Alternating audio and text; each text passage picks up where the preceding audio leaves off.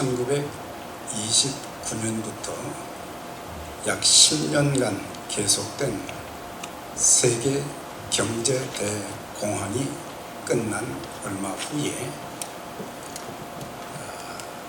미국 교회의 많은 성도들이 하나님 앞에 금식 기도를 하기 위해서 교파를 초월해서 초교파적으로 많은 뜻있는 성도들이 캘리포니아주 샌디에고에 모이게 되었습니다. 그들이 하나님 앞에 금식하며 기도하는 핵심 주제는 미국인들의 신앙 회복, 그리고 교회들의 회복, 그리고 무너진 국가의 경제 회복을 위해서 그들이 금식하며 합심하여 기도하는 가운데 놀라운 역사가 일어나게 되었습니다. 먼저는 그 자리에 모인 많은 성도들이 하나님 앞에 자신들이 지은 죄를 통해 자복하면서 회개의 역사가 일어나기 시작했습니다. 회개의 역사와 더불어 그 집회를 방해하는 사단의 세력이 쫓겨나가는 그런 역사가 일어나게 되었고, 그 모임에 참석한 애타는 심정으로 금식하며 기도하는 그 성도들에게 성령께서 충만하게 임재해 주셨고, 다양한 성령의 은사들이 거기에 모인 성도들에게 주어지게 되었습니다. 거기에서 끝난 것이 아니라 각색 질고로 고통당하는 많은 병자들이 예수의 이름으로 고침을 받는 역사가 일어났고, 마약과 도박에 중독된 사람들까지도 말씀을 듣고 기도하는 가운데 거기서 그들의 인생이 뒤바뀌어주는 놀라운 하나님의 역사가 일어나게 되었습니다. 이런 일들뿐만 아니라 거기에 모인 성도들이 하나님의 교회를 잘 섬겨야 되겠다, 하나님의 교회를 통해서 하나님의 영광이 드러나고 예수의 생명이 복음이 증거되는 그런 역사가 있도록 교회를 잘 섬겨야 되겠다, 그러면서 하나님 앞에 헌신하는 성도들이 늘어나게 되었던 것입니다. 이렇게 캘리포니아 주에서 일어난 놀라운 기도의 부흥, 성령의 역사가 거기서만 끝난 것이 아니라 미 동부로 옮겨지게 되었어요. 그래서 이 동부에서도 하나님의 큰 일들이 계속해서 금식 기도하는 성도들에게 일어나게 되었고, 교회가 견고하게 세워지고 하나님의 사람들이, 하나님의 자녀들이 성령을 체험하고 하나님의 권세와 능력을 힘입는 능력 있는 그리스도인의 삶을 살게 되었다고 하는 그런 일. 이 운동이, 부흥운동이 어디까지 퍼졌느냐? 카나다까지 퍼져 나가기 시작하면서 하나님의 교회들이 든든하게 세워지면서 복음을 전하게 되었다는 프랭클린 홈 목사의 간증이 되는 것입니다. 이 놀라운 은혜의 역사가 은혜와 진리교회, 또 성령 대망의 사역, 그리고 이 자리에 참석한 여러분 모두, 더 나아가서는 뉴욕의 모든 교회들에게 이런 놀라운 하나님의 역사가 일어나게 되기를 주의 이름으로 축원합니다. 사사시대 350년간의 기간은 영적인 암흑시대였어요. 그 시대를 살고 있던 이스라엘 백성들은 자칭 말하기를 우리는 아브라함의 자손들이다, 우리는 하나님께서 택하신 백성들이다, 그런 말은 하고 있었지만은 하나님의 백성다운 신앙과 삶의 모습이 전혀 보이지 않았던 것입니다. 우상 숭배, 말씀의 불순종, 도덕적인 부패와 타락이 난무한 시대로 사사시대의 350년의 절반 가까운 151년 동안 이방 민족들에게 압제를 당하고 고통을 겪는 불행한 역사가 지속되었던 것입니다. 특히 사사이며 제사장인 엘리가 지도자로 있을 때의 40년의 기간은 사사시대 어떤 시대보다도 가장 참 안타까운 참담한 그런 시대였다는 것을 우리가 알 수 있습니다. 우리가 이 사무엘상 4장을 보게 되면 그 시대의 상황이 어떻는가를 4개 동사로 우리가 찾아볼 수 있습니다. 그게 뭐냐면, 첫째는 패하다, 둘째는 도망가다, 셋째는 빼앗기다, 넷째는 죽었다. 이 4개로 요약이 되어지고 있습니다. 계속된 블레셋과의 전쟁, 한 번도 전쟁에서 이겨본 적이 없어요. 전쟁만 했다면 이거는 패전하고, 그리고 그들과 싸울 엄두도 내지 못하고 도망가기가 일쑤였어요. 그러면서 이제 성읍도 빼앗기고, 또한 많은 땅도 빼앗기고, 거기에다가 하나님의 임재의 상징인 법궤도 빼앗겼던 것입니다. 그 다음에 또 하나는 죽었다 그랬어요. 죽었다. 이것은 계속된 이런 전쟁 가운데서 얼마나 많은 사람들이 죽임을 당했는지, 엘리 제사장의 2 아들 홈니와 비누아스도 죽었고, 4,000명의 군사들도 죽었고, 그 다음에는 3만 명까지 죽는, 그래서 그 시대가 어떤 시대였던가를 우리에게 잘 가르쳐 주고 있습니다.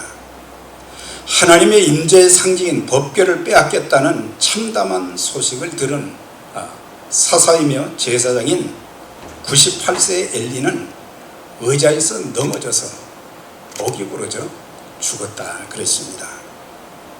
그리고 그 며느리가 아들을 낳은 후에 그 아들의 이름을 뭐라고 지었느냐, 이카봇이라 그렇게 짓고는 죽었어요.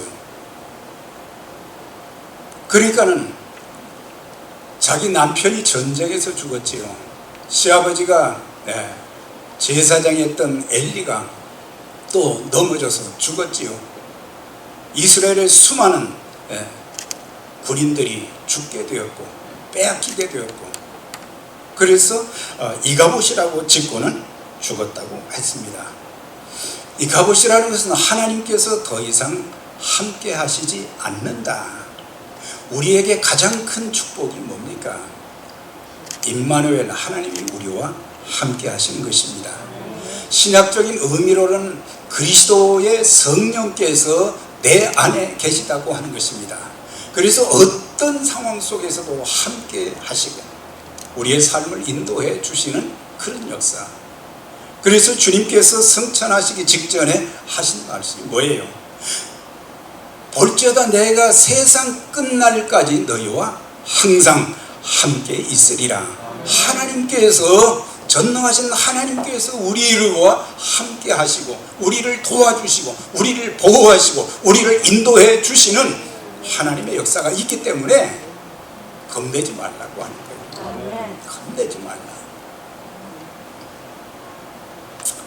이 모든 비극이 누구로부터 시작이 되었는가? 그것은 사사이고 제사장이었던 엘리로부터 시작이 된 것입니다. 나라가 이런 비상사태인데도 불구하고 제사장이면 하나님과 백성들과의 관계를 중재하는 사람이거든요. 중보적인 역할을 하는 사람이기 때문에 이 나라의 상황을 보면서 백성들이 겪는 고통을 이렇게 직시하면서 그 백성들을 위해서 눈물로 기도해야 되지 않겠어요? 그 백성들에게 하나님의 말씀을 가르쳐야 되지 않겠어요? 하나님의 말씀이 무엇인지, 하나님의 말씀에 순종하지 않기 때문에 겪는 이런 많은 고통을 보면서도 살 길은 하나님을 찾는 것이고 하나님의 말씀을 따라서 사는 것인데, 그 말씀을 사람들에게, 백성들에게, 지도자들에게 가르치지도 않았던 것입니다. 그리고 자신과 그의 가족이 백성들에게 먼저 바른 삶의 본을 보이지 못했다고 하는 거예요. 아, 엘리 제사장 그랬구나. 거기서 끝나는 것이 아니라 저와 여러분들 하나님께서는 왕같은 제사장으로 삼아 주셨습니다. 그렇기 때문에 집안의 가장뿐만 아니라 우리 자신, 우리 각 사람 모두가 제사장으로서 많은 사람들, 그리스도 없이 소망 없이 살아가는 사람들 주님께로 인도하는 일뿐만 아니라 아름다운 관계를 갖고, 그리고 하나님의 말씀대로 순종할 수 있도록, 그리고 우리 자신들이 세상에서 빛과 소금이 되기 위해서 덕을 세우고 본을 보여야 되잖아요. 오늘의 시대에는 말은 참 풍성하지요. 말 못하는 그리스도인이 없어요. 그러나 하나님의 말씀대로 살면서 본을 보이는 사람들, 본을 보이는 지도자들이 많지 않다고 하는 거예요. 우리도 마찬가지죠.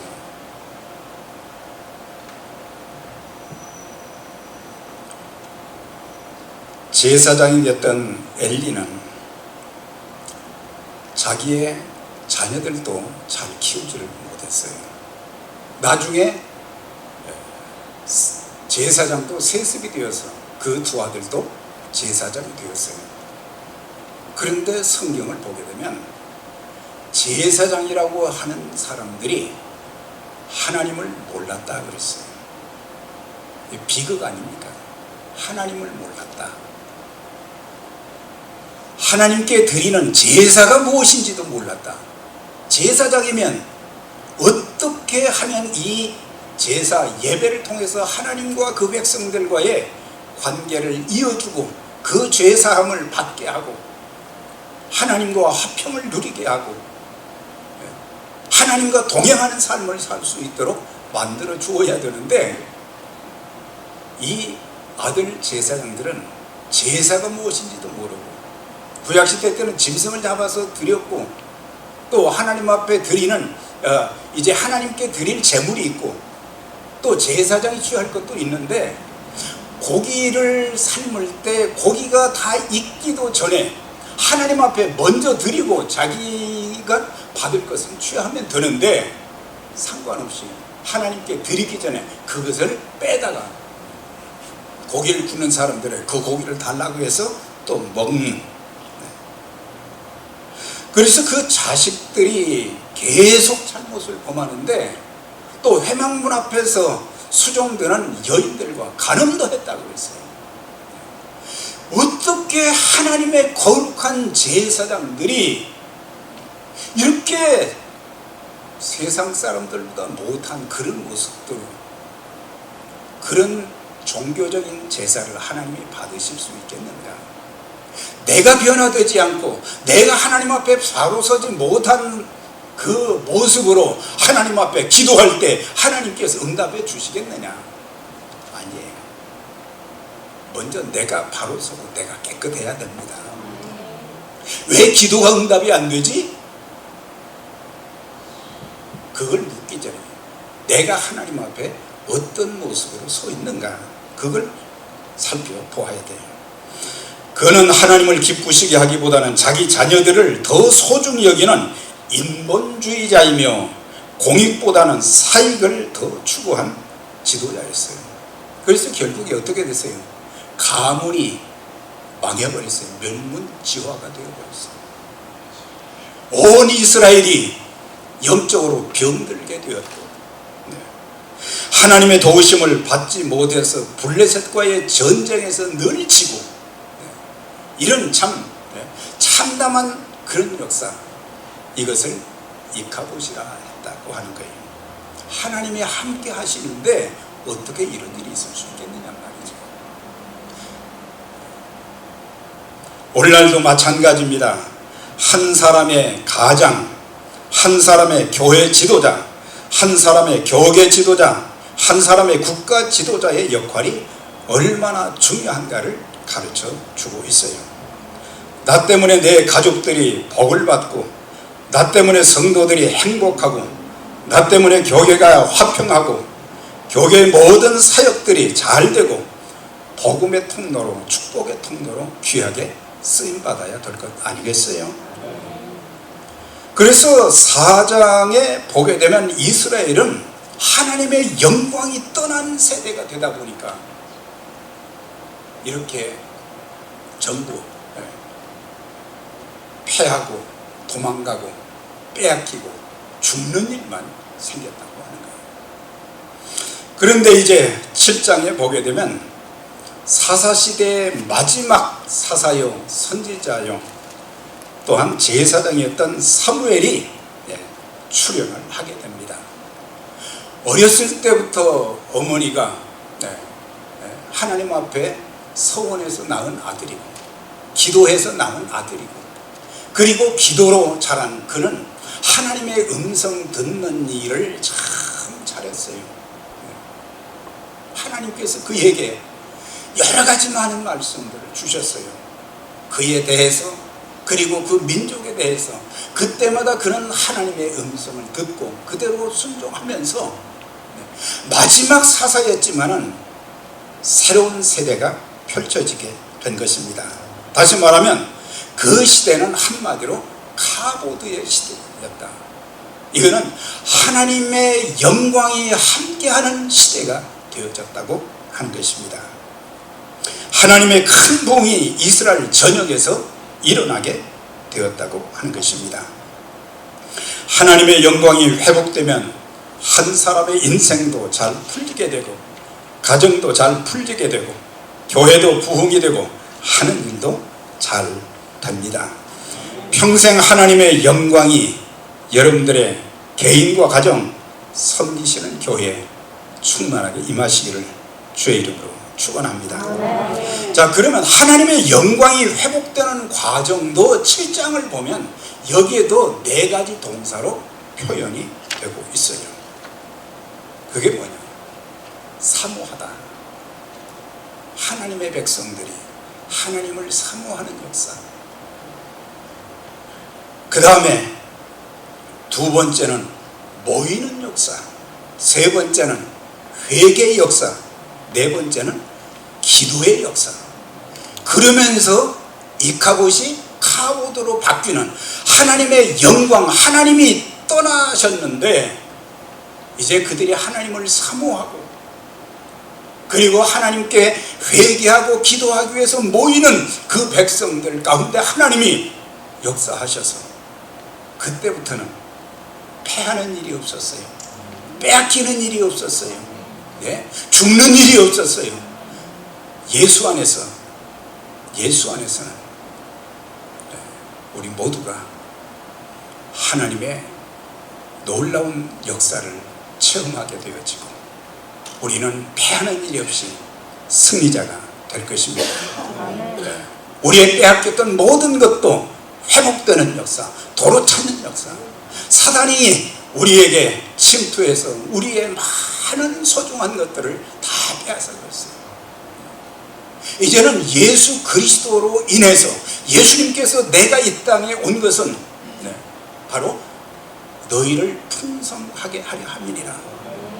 풍성하게 하시기 위해서 오셨다고 했어요. 마귀는 도적질하고 빼앗기 위해서 오지만 나는 너희를 풍성하고 더 좋은 것들을 주시기 위해서 오셨다고 말씀을 해 주셨어요. 자, 그러면 순서대로 그 동사를 보면 온 백성이 여호와를 사모하니라. 지도자 한 사람 바뀌고 나니까 이런 일들이 생기는 거예요. 하나님께서 그 백성들 마음속에 사모하는 하나님을 찾았다는 거예요. 옛날에는 하나님 안 찾았어요. 그런데 지도자가 바뀌면서 하나님께서 은혜를 주시기 위해서 그 백성들의 마음을 움직여 주셔서 하나님을 찾는 역사가 있게 된 것입니다. 그 백성들이 지난 과거를 돌아보며 처절하게 깨달았던 것이 뭐겠어요? 하나님 없이 사는 것, 하나님의 도움이 없이는 아무것도 할 수 없다는 것을 너무 늦게 깨달았다고 하는 거예요. 이렇게 목회를 하다 보면 많은 성도님들을 대하게 되는데, 어떤 분들은 참 변함없이 믿음 생활을 잘 하면서 하나님께서 주시는 은총과 복을 참 많이 받고 하나님께 간증도 하고 영광을 돌리고, 또 다른 사람들이 볼 때도 예수는 저렇게 믿어야 된다, 이런 그 본보기가 되어지는 사람들이 있기도 하고, 또 어떤 분들은 그렇지 못하고 참 힘겹게 참 고통스럽게 참 신앙생활하는 그런 분들을 보면서 이 사람들이 이제 목회를 하다 보니까 나중에서야 그 많은 고통과 어려움을 통해서 그때서야 이제 하나님 앞에 엎드리기 시작하는 거예요. 천부여 의지없어서 손 들고 옵니다. 주 나를 박대하시면 내 어디 가겠습니까? 우리가 그런 상황 가운데 있을 때 사람들은 우리를 가까이 하지 않으려고 합니다. 등을 돌리지요. 그런데 주님마저 등 돌리신다면 우리가 어떻게 하겠습니까? 주님은 우리가 아무리 힘들고 어렵고 참 고통스러운 가운데 있다 할지라도 한 번도 주님은 우리를 외면하지 않으십니다. 배척하지 않으십니다. 등 돌리지 않으십니다. 아까 목사님이 소경 거짓 바디메오 그 얘기를 잠깐 하셨어요. 사람들은 다윗의 자손 예수여 나를 불쌍히 여겨달라고 할 때에 제자들이나 사람들이 소경아 입 닥쳐 가만히 있어. 그런데 주님께서 그 많은 사람들 중에서 고통받는 그 사람을 보고 계셨던 거예요. 그를 내게로 데려오라. 무엇을 해주기를 원하느냐? 내 소원이 무엇이냐? 그 즉시 내 믿음대로 되리라 하시면서 고쳐주셨잖아요. 그래서 우리 그리스도인들은, 성령의 사람들은 특히 성령 충만함을 얻게 되면 영적으로 굉장히 민감한 신앙생활을 합니다. 민감한 신앙생활이라는 것은 빨리빨리 깨닫는다는 거예요. 참 우둔한 사람들이 있어요. 엘리야와 같이 깨닫지를 못하는 거예요. 하루하루 내 삶에 일어나는 일들을 보면서 이렇게 하면 안 되겠구나. 내가 하나님 앞에 엎드리는 것이 살 길이구나. 내가 고쳐야 될 것이 뭔가, 내가 회복해야 될 것이 무엇인가, 이런 것들을 빨리빨리 알게 되면 우리가 더 아름다운 신앙생활, 하나님과 동행하는 삶을 살게 될 것입니다.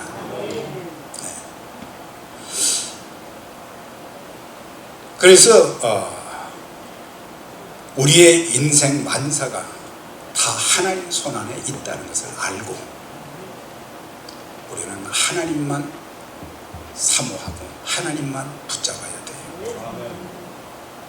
여호와는 죽이기도 하시고 살리기도 하시고 음부에 내리기도 하시고 올리기도 하시며, 여호와는 가난하게도 하시고 부하게도 하시고 낮추기도 하시고 높이기도 하시는도다. 하나님 손에 다 달려있는 거예요. 우리의 생명도, 우리의 건강도, 우리의 자녀도, 우리의 직장과 사업도, 우리가 섬기는 교회도 전부 하나님께 있는 거예요. 말씀 한마디로 천지 만물을 창조하셨잖아요. 하나님이 말씀하시면 모든 것들이 고침받고 무너진 것들이 다시 세워지는 역사가 있게 되어지고, 희망이 없던 사람들이 희망을 얻게 되고.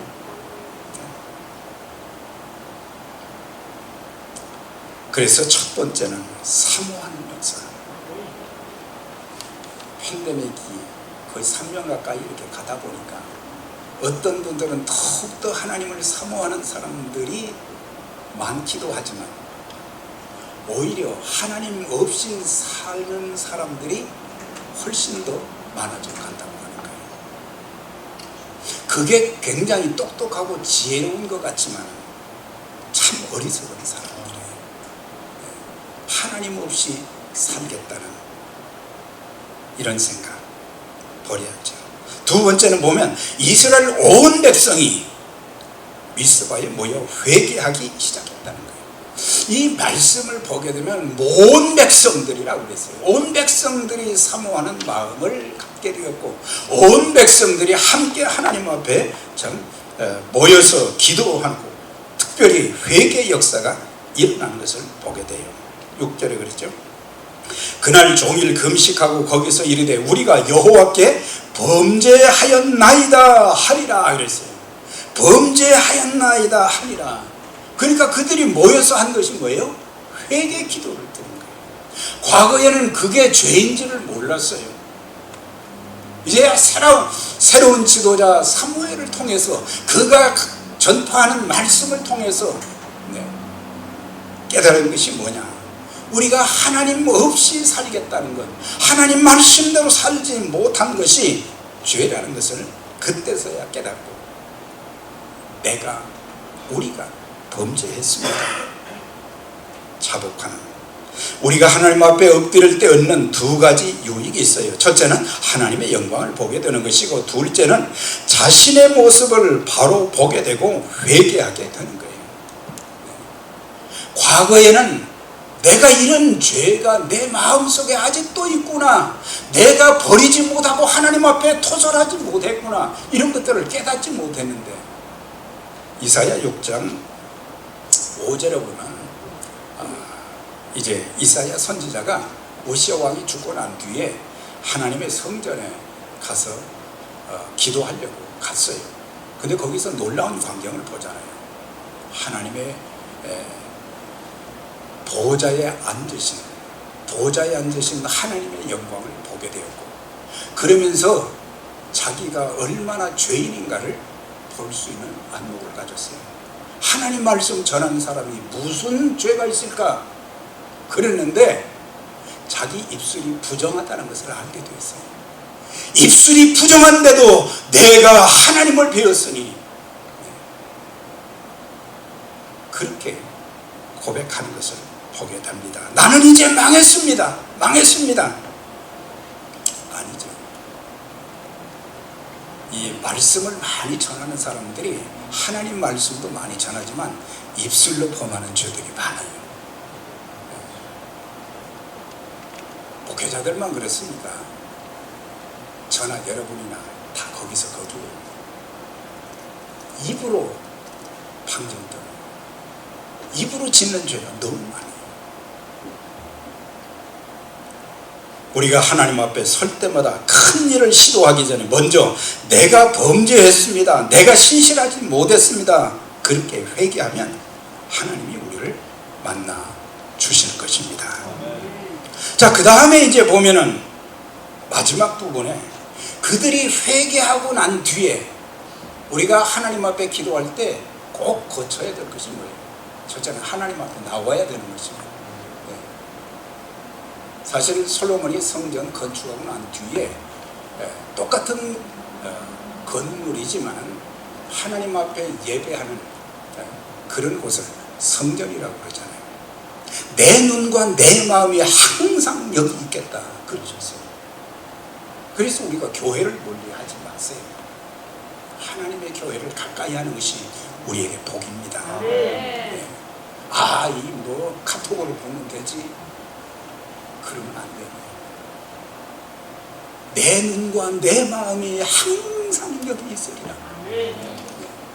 첫째는 나와야 되고, 사모하는 마음은 나와야 되고, 둘째, 기도할 때는 회개해야 돼요. 회개 없이 기도하는 것은 이사야 59장 1절 2절에 여호와의 손이 짧아 구원치 못하심도 아니요 여호와의 귀가 둔하여 듣지 못하심도 아니요 오직 너희와 나 사이에 죄악이 가려웠고 그 죄가 너희 기도를 듣지 못하시게 하리라. 그걸 잘 아셔야 돼요. 그분이 손이 짧으신 분이 아니에요. 큰 손이세요. 큰 능력을 가지고 계신 분이에요. 그런데 자기의 마음속에 있는 이런 숨겨진 죄들을 내어놓지 못하기 때문에, 그것 때문에 기도가 응답이 안 되고 하나님 보좌에 상달이 안 되고, 그런 것은 모르고 기도해도 안 되네. 기도하면 응답해 주시는 놀라운 역사. 이거 손가락으로는 셀 수가 없어요. 수십 번을 손가락을 세도 하나님께서 기도할 때마다 응답해 주시고 은혜 베풀어 주시고 인도해 주시고 역사하신 것들이 수도 없이 많은 거예요. 그런 체험 다 하시기를 주의 이름으로 축원합니다. 네. 자, 이제 기도하기 시작했어요. 회개하고 기도하는데 블레셋 대군들이 막 이스라엘 백성들이 미스바에 모였는데, 그 소식을 듣고는 이때다, 완전 멸망시켜야 되겠다고 막 대군을 이끌고 온 거예요. 백성들이 그때 얘기하잖아요.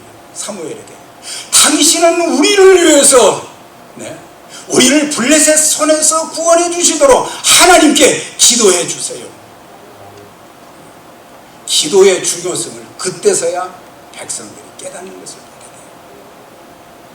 기도할 때에 하나님이 함께 하십니다. 기도할 때 하나님께서 능력을 베푸십니다. 기도의 그 권능이 얼마나 놀라운지. 그러면서 사무엘이 기도하고 온 백성들도 함께 기도하는 가운데 피 한 방울 흘리지 않고 그 많은 대군들을 우레로 천둥으로 물리쳐 주시오. 하나님께서 역사하시는 방법, 천사를 통해서도 일하시고 하나님이 직접 하시기도 하시고 또 주변의 사람들을 통해서도 일하기도 하시고, 하나님이 일하시는 방법은 참 다양한 거예요. 우리는 길이 없다, 방법이 없다, 아무것도 내가 할 수 있는 것이 없다, 그렇게 말하지만 전능하신 하나님이 우리에게 도움을 주실 때는 다양한 방법, 내게는 방법이 없지만 하나님께서는 수많은 방법을 통해서 사람들이 이해하지 못할 정도의 놀라운 하나님의 그 비밀스러운 일들을 계속해서 이루어 주시는 하나님 역사가 있게 되는 것입니다. 사무엘은 그 요청을 듣고 온전한 번제를 드린 후에 하나님 앞에 또 기도했다 그랬어요. 온전한 번제는 앞부분에서 말씀드린 것처럼 온전한 번제, 짐승을 잡아서 드렸다고 하는 것은 예배를 드렸다는 것이고, 또 예배를 드렸다는 말보다 더 중요한 것은 하나님과 그 백성들이 바른 관계를 가질 수 있도록 예배를 드렸다는 거예요. 중요한 것은 하나님과 나 사이에 막힌 것이 없어야 돼요. 깨끗한 심령, 성결, 그걸 하나님이 더 원하시는 거예요. 여호수아가 요단강을 건너고 여리고성을 정복하기 직전에, 여리고성에 올라가기 전에 하나님께서 그 백성들에게 할례를 통해서 성결 예식을 행하게 하시는 거예요. 하나님께서 먼저 원하시는 것이 있는 것은 하나님과 나 사이 우리의 성결함. 대제사장들이 1년에 한 번씩 7월 10일이 되면 지성소에 들어갈 때, 그때 말이죠, 그들의 손을 물두멍에서 씻고 그 다음에 들어갈 때는 이마에 여호와께 성결이라는 이 띠를 띠고 들어갔잖아요. 그러니까 겉으로 성결이 아니라 그것을 보면서 내가 죄를 가지고 들어가면 하나님을 만날 수가 없다. 죄 용서함을 받을 수가 없다. 그런 것들을 깨달았기 때문에 성결이 그만큼 중요한 거예요. 네.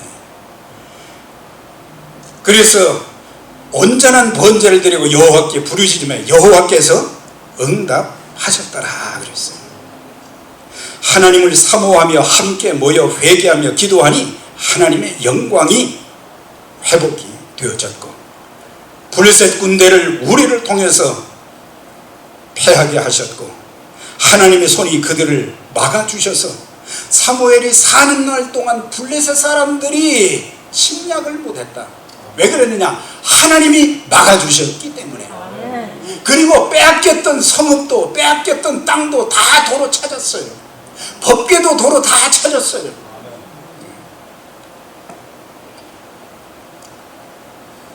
제가 한 가지 제 좀 감정을 드리고 마치도록 하겠어요. 제가 2006년 말에 십수년을 섬겼던 교회를 사임을 하게 되었고 하나님이 인도하셔서 다시 교회를 시작하는 그런 상황이 되어졌어요. 앞이 캄캄했어요. 어떻게 해야 될까? 그런데 어느 날 새벽 기도를 드리고 난 이후에 강단에서 일어나려고 하는데 하나님께서 저한테 주신 음성이 있어요. 너 나한테 일천번제를 한번 드려봐라. 여기서 짐승을 뭐 일천만 죽인다는 게 아니라 제가 받아들인 것은 하나님 앞에 기도로 3년을 나한테 드려보라. 그러니까 저는 이야기를 내가 얼마나 하나님을 사랑하고 있는지, 내가 하나님을 얼마나 사모하는지 그것을 하나님께서 테스트하기 위해서 그렇게 하신 것 같아요. 만 3년은 1095일인데 하루도 빠지 않고 새벽 기도는 뭐 당연하게 하는 거고 오전 8시부터 낮 12시까지 계속 강단에 가서 아무도 없는데 혼자 기도를 시작했어요. 그런데 기도하면서 하나님, 혹시라도 제가 몸이 아파서 기도를 못하는 일이 없도록 하나님 건강에 복을 주세요. 그 기도만 하고 시작을 했어요. 참 답답하고 앞이 보이지 않는 그런 상황 가운데서 하나님 앞에 기도하는 가운데 교회의 중요한 문제들을 하나씩 하나씩 해결해 주시고 필요한 건물도 주시고 모든 것들을 활짝 열어주셔서 목사님들이 놀라는 일들이 막 생겼어요. 그리고 저 개인에게 하나님께서 주신 은혜가 너무 큰데 그거 다 소개할 수 없고 또한 자녀들에게 주시는 그런 축복도 있고 근데 저에게 육체의 아픔이 있었어요. 40년 전에 성전 건축을 하다가 거기서 넘어져가지고 허리를 다쳐서 거의 한 25년 이상을 늘 허리 통증 때문에 고통을 받았어요. 수없이 침을 맞아도 안 되고 그런데다가 30대 초반에 또 개척 목회를 하다가 위궤양에 걸렸어요. 암 일고 직전에 가가지고 뭐 음식을 먹을 수도 없고 죽도 먹을 수 없고 물만 마셔도 막 토하고 그런 일이 막 생기기 시작해요. 그게 20년 가까이 갔어요. 그리고 10수년 동안 제 머리가 너무 두통이 심해가지고 너무 힘들어서 견딜 수가 없는 거예요. 그래도 하여튼 죽으면 죽으리라 하고 목회는 했어요. 그래서 이제 뉴욕에 많은 의사들을 만났지요. 그랬더니 한 의사분이, 신경정신과 의사분이 저한테 목사님은 길이 없습니다. 저 존스위치에 가서 낚시나 하다가 그렇게 세월을 보내시지요 그러더라고요. 이름 있는 의사인데 그러는 거예요. 제 마음에 목사가 이렇게 낚시나 하다 죽으면 이게 되겠는가. 그래서 처방해 준 약을 전부 쓰레기에다 집어넣고, 그런데 그 부분을 집중적으로 기도한 것은 아닌데, 기도를 일천 번째 기도를 시작한 지 한 1년 반 정도가 되었을 때 어느 날 몸이 가뿐히 치는 거예요. 머리 두통, 허리, 위장 한꺼번에 완전히 치료해 주셨어요. 그게 언제냐? 14년 전에